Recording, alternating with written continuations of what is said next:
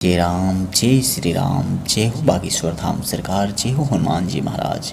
आखिर एक औरत को ऐसी कौन सा श्राप लग गया जिसकी वजह से उसका शरीर पूरी तरह से कुतिये का बन गया और उसकी आवाज़ जो थी वह कुतिया में तब्दील हो गई। आइए मित्रों, बिना किसी देरी के इस कहानी को शुरू करते हैं। एक घर में पति पत्नी और 2 बच्चे बहुत ही खुशीपूर्वक अपना जीवन जी रहे थे, लेकिन अचानक उनके जीवन में एक ऐसा परिवर्तन आया, एक ऐसा मोड़ आया कि पति की जॉब छूट गई। अब बेचारा वह मेहनत मजदूरी पर आ गया था और मेहनत मजदूरी करके अपने घर परिवार का पालन पोषण करता था। उसकी पत्नी बहुत ही ज़्यादा निर्दयी थी। वह बेचारा दिनों रात काम करके आता था, लेकिन उसके लिए थोड़ा सा भी उसके दिल में रहम नहीं होता था कि यह कितना ज़्यादा मेहनत मजदूरी करता है, यह हम ही लोगों के लिए काम करता है। वह बात बात पर उसे सुनाती रहती, बोलती रहती, कहती रहती कि देखो दूसरे लोग कितने आगे निकल गए, तुम ऐसे निकम्मे ठहरे कि तुम आज भी वहीं हो, तुम्हें आज भी कल के खाने के लाले पड़े हुए हैं। वह बार बार उसे दुत्कारती रहती। बेचारा बहुत ही दुखी हो जाता, फिर भी करे तो क्या करे। वह अपने बच्चे को देखकर संतोष कर लेता। उसकी एक बेटा और एक बेटी थी जो उनके जीने का सहारा था। इसलिए मित्रों, धीरे धीरे तो समय बीतता गया, लेकिन एक बार जब सावन महीना स्टार्ट हो गया और सब लोग व्रत कीर्तन करने लगे, तब वह उसकी पत्नी ने उससे बोला कि देखो, भले तुम्हारे पास खाने के लिए कुछ ना हो, लेकिन मैं जब व्रत रखूँगी तुम मेरे लिए सब कुछ लेकर आ जाना। बेचारा कहा ठीक है, मैं कोशिश करूँगा। वह काम पर गया, लेकिन संजोग से उसे काम नहीं मिला। वह बहुत परेशान रहा, दिन भर इधर उधर भागता रहा, लेकिन फिर भी उसके हाथों 1 रुपये नहीं लगे। वो बेचारा बहुत ही मायूस होकर और मन ही मन प्रभु का ध्यान करते हुए, भोले बाबा को प्रणाम करते हुए घर पहुंचा। घर पहुंचा तो उसकी जो पत्नी थी वो उसे देखकर आग बबूला हो गई। आखिर तुम्हारी मजाल कैसे हुई कि खाली हाथ तुम घर वापस आ गए। वह कहने लगा कि देखो, आज मुझे काम नहीं मिल पाया और मेरे पास कोई पैसे भी नहीं बचे थे कि जिससे कि मैं कुछ लेकर आऊँ तुम लोगों के खाने पीने के लिए। वह कहने लगी जब पैसे ही नहीं बचे हैं तो हम लोगों को खिला पिला नहीं सकते हो, तो ऐसा करो, तुम ले चल के हमको हमारे मायके छोड़ दो, मैं वहीं रह लूँगी, वहीं खा पी लूँगी। तुम्हारे जैसे भिखारी इंसान के साथ रहना मुझे मंजूर नहीं है। उसने कहा ठीक है, तुम ऐसा ना करो, मैं तुम्हारे लिए कल ज़रूर कुछ ना कुछ खाने के लिए लाऊँगा। अगले दिन जब वह काम पर गया तो उसे थोड़ा बहुत काम मिला, लेकिन इतने सारे पैसे नहीं थे जिससे कि वह बहुत सारा भोजन लेकर घर पे आए। इसलिए वह कुछ खाने पीने की चीज़ें घर लेकर आया।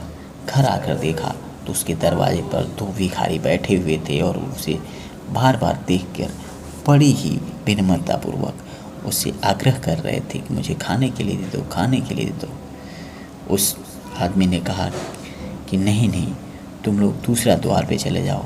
लेकिन वो जो आग्रह करने लगे, उसे पैर पे गिरने लगे। वह बेचारा विवश होकर जो भी खाने पीने के लिए लाया था वह उन लोगों को दे दिया। ये दोनों खा पी कर बड़े ही खुश हुए जो भिखारी थे, और इसे बार बार आशीर्वाद देने लगे, कहने लगे कि भगवान की कृपा बनी रहे, भगवान की कृपा बनी रहे आप पर। जैसे ही वह घर में अंदर प्रवेश किया, उसकी पत्नी खिड़की के रास्ते यह सब चीज़ें देख रही थी। वह उसे डांटने लगी, बोलने लगी, यहाँ तक कि घर से निकालने की भी नौबत ला दी थी कि तुम इस घर में रहने के लायक नहीं हो, तुम्हें अपने खाने की चिंता नहीं है, तुम दूसरों के लिए खिलाए जा रहे हो, खिलाए जा रहे हो। उसने कहा प्रभु पर विश्वास रखो, प्रभु हम लोगों को सब कुछ दे देंगे। अभी दिन ठीक नहीं चल रहे हैं, जब ठीक हो जाएंगे तो हमें किसी प्रकार का कोई कष्ट नहीं होगा। ऐसे करके धीरे धीरे कुछ समय तो बीतता रहा, लेकिन जैसे जैसे दिन बढ़ते जा रहे थे वैसे वैसे इन लोगों में लड़ाई झगड़े आम बात होती जा रही थी। हर बात बात पे लड़ाई होती रहती थी। एक बार लड़ाई इतनी बढ़ गई कि वह मुँह फुलाकर अपने मायके चली गई और वहाँ से आने के लिए तैयार नहीं हो रही थी। वह कही कि तुम भिखारी के भिखारी ही रहोगे, ना तुम खुद खा सकते हो, ना अपने बच्चे को खिला सकते हो, तो शादी किस लिए की।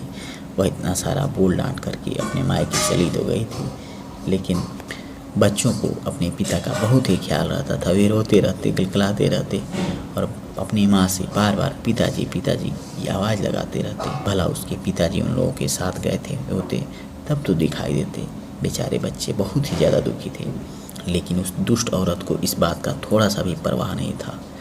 ऐसे करके उसे 1-2 महीने में एक ऐसे व्यक्ति से उसकी मुलाकात हो गई जिसकी पत्नी मर गई थी।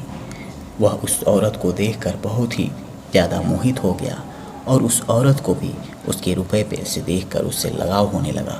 धीरे धीरे कुछ समय बीता और वो दोनों एक दूसरे से शादी करने के लिए तैयार हो गए।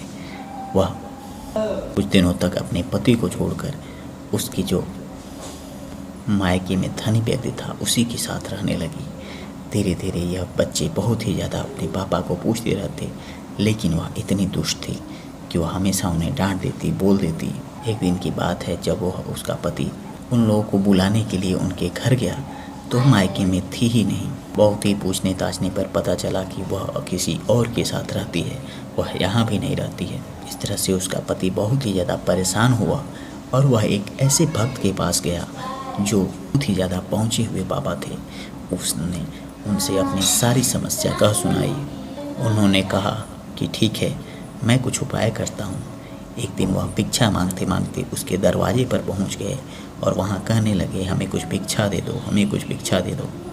उस औरत का जो प्रेमी था वह बाहर आया और कहने लगा कि यहाँ भिक्षा के लिए कुछ भी नहीं है। कुछ समय बाद वह औरत भी बाहर आ गई और बोलने लगी। वह बाबा पूछने लगे, आखिर ये है कौन आपके साथ?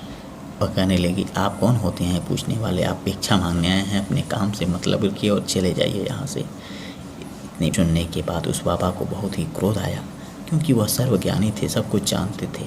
उन्होंने कहा, देखो ये तुम लोग कर रही हो यह बहुत ही गलत है और इसका बहुत ही दुष्परिणाम तुम्हें भोगने को मिल सकता है। उस औरत को अपनी बातों पर इतना ज़्यादा घमंड था, अपनी खूबसूरती पर इतना ज़्यादा नाज था कि वह कहाँ मानने वाली थी। और देखते ही देखते वह बाबा से उलझ गई। उसे नाज था कि उसका जो प्रेमी है वह उसे बचा लेगा, क्योंकि उसके पास बहुत सारे रुपए पैसे हैं। वह बाबा को धक्का मारकर घर से बाहर निकालने लगे। जब उन लोगों ने अपनी सारी हदें पार कर दी तो बाबा ने उस औरत को श्राप दे दिया और देखते ही देखते वह औरत एक सुंदर स्त्री से कुतिया का रूप धारण कर ली, जिसका पूरा शरीर कुतिया का और मुख इंसानों का था। उसकी आवाज़ भी कुतिया के जैसे निकलने लगी और उस दुष्ट औरत को अपने किए हुए कर्मों का फल मिल गया। और बाद में वे सब बच्चे अपने पिता के साथ उसके घर लौट गए और बाद में उसके पिता ने शादी कर ली और उन बच्चों को ख्याल रखने के लिए उनको एक नई माँ मिल गई थी।